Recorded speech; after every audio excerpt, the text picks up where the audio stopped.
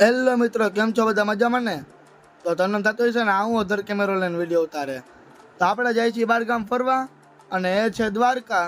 તો દ્વારકા નગરીમાં આપણે દર્શન કરવા જાય છીએ. અને સવારના વાગી ગયા છે 9 ને આપણે પહોંચી ગયા છીએ માધાપર ચોકડીએ.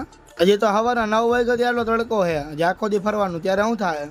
આગ લગા દી આગ લગા દી આગ લગા દી આગ. એટલે તે ભારતભાઈ લીવર મારી દીધું છે કાકા પોગી, કારણ કે કાકાની બધે વાટ જોવે છે.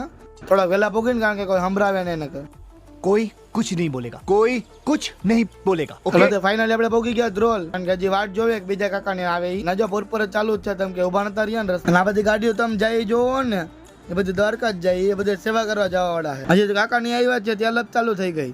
તો મોડા હું કામ છે ને અલગ અલગ કારણ કીધા ને, એટલે બાજુમાં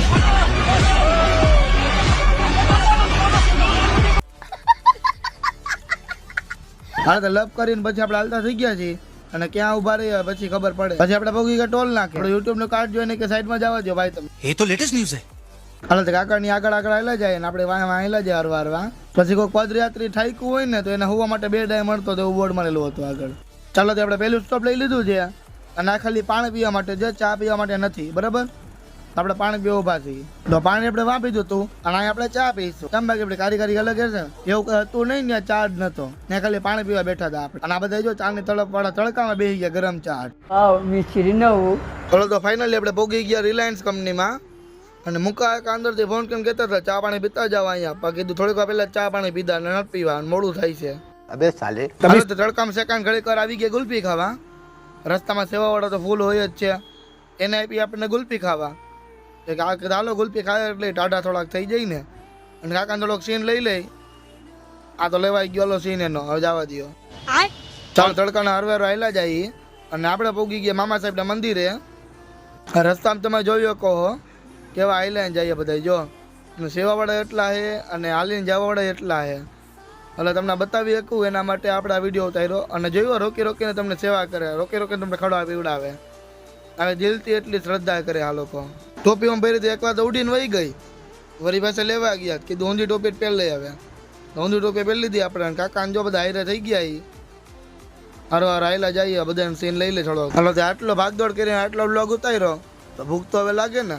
આપણે બે ગયા જમવા હાટું. જમવાનું એટલું બધું મન નતું થતું, તો એ કીધું ખાઈ લે કાંઈક. અને સાઈઝ બસ પી લે, લાડો બાડો દાબી લે એકાદ.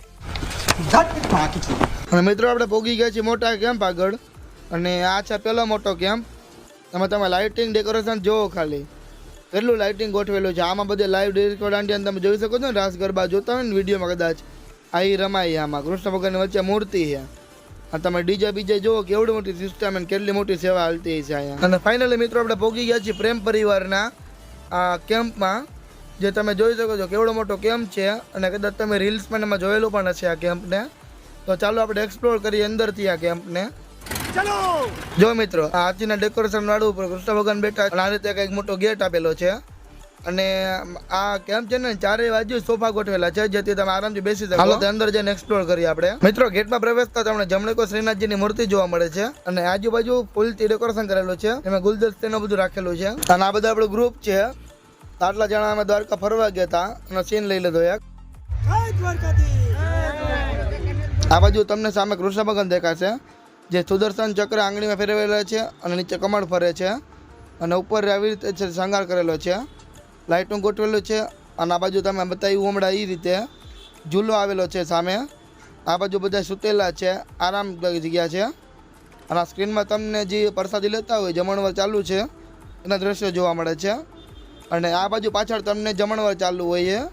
અને આ મોટી સ્ક્રીન ગોઠવેલી છે અહીંયા. ચાલો આપણે પાણી પીને નીકળી ગયા છીએ બીજે જવા. અને જોઈએ હવે ક્યાં ઊભા રહી, બાકી આયલા જ જશું હવે.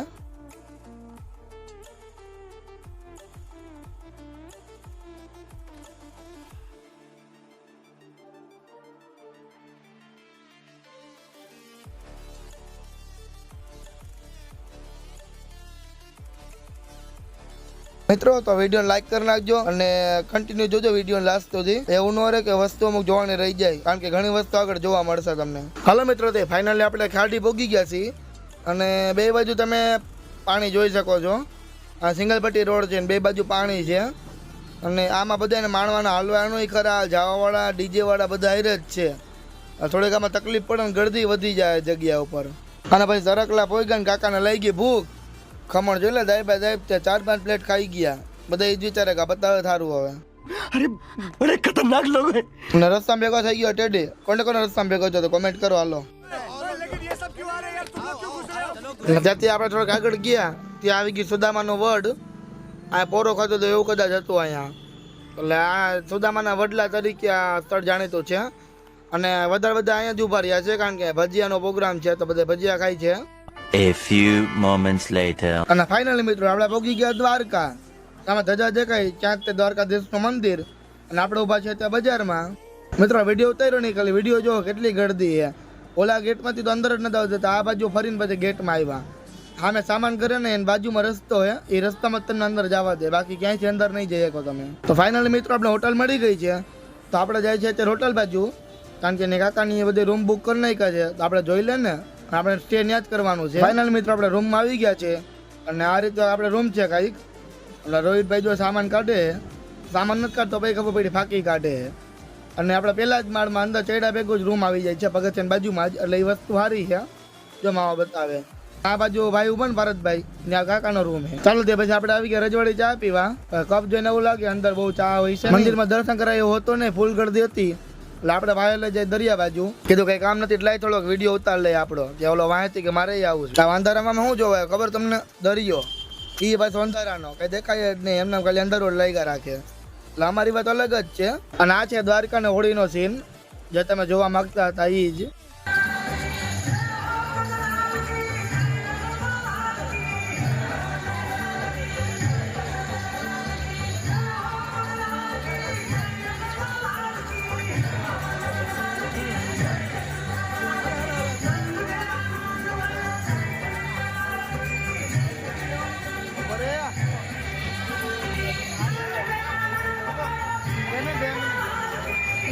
આ દર્શન કરવા વાળા જવાની લાઈન છે અને આ ગળદી તમે 3 વાગે ઉઠીને જોઈ ને તો ગળદી જ હતી એટલે એવી ગળદી રાતે થઈ જાય છે એટલે આપણે લાગી ગઈ ભૂખ એટલે આપણે આવી ગયા જમવા કેમ્પ હતો ત્યાં કે બધે જમવા જવું પછી ત્યાં જમવા આવી ગયા ડાયરેક્ટ હવે તો જમે કહીને આપણે જાય પાછા મંદિર તરફ અને આ તો આપણો લોક તો તમને કેવો લાગ્યો કોમેન્ટ કરજો અને મળીએ આપણે બીજા લોકમાં બાય બાય